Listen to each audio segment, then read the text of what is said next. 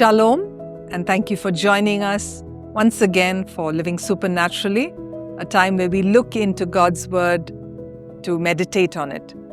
This entire week, we have been looking at the kingdom parables that Jesus taught and spoke about to tell people about the kingdom of God. We've been looking at spiritual truths that we can learn from the parables that Jesus taught. In our devotion today, we're going to be looking at yet another familiar parable, which is the parable of the 10 virgins, which we read in Matthew chapter 25. And this is familiar, and we know that Jesus tells the story of 10 virgins who are waiting for the bridegroom to arrive for a wedding feast. 5 of them were wise and did bring extra oil for their lamps, whereas the other 5 who were foolish did not.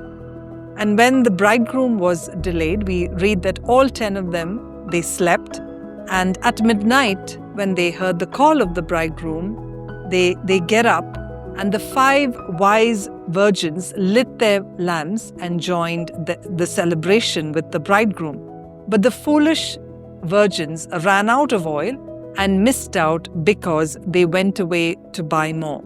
The door was shut and they were denied that entry. What can we meditate from this parable?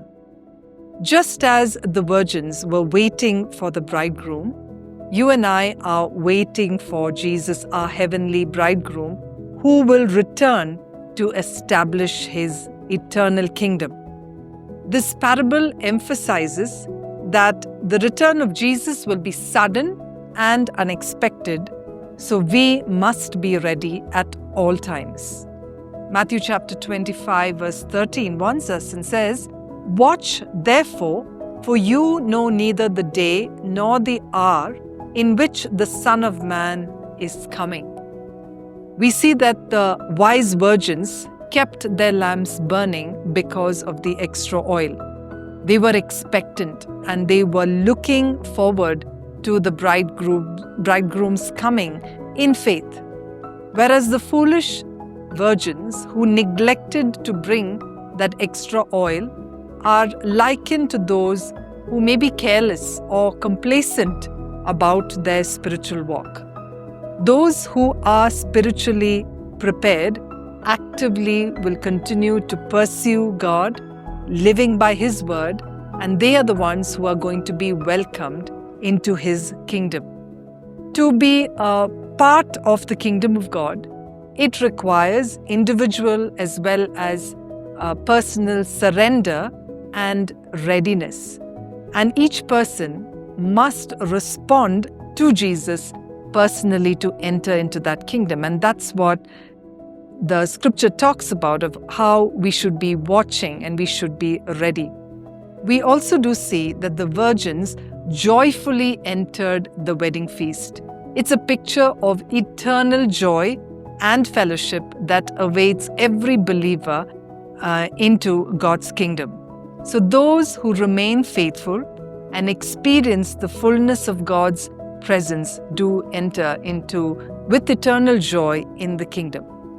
This parable reminds us that the kingdom of God is both a present calling as well as a future hope. It calls us to live watchfully, carefully, walking closely with Christ and ensuring that our hearts are prepared in His return. Let's pray together. Heavenly Father, as we await Your return, help us to be like the wise virgins, to be ready, to be expectant, to be waiting for You, to live our lives in faith and continue living by Your word. Lord, we look forward to joyfully to enter into Your kingdom. We thank You, God. In Jesus' name we pray. Amen. Thank you for tuning in to Living Supernaturally. For more resources to strengthen your spiritual walk, please visit apcwo.org.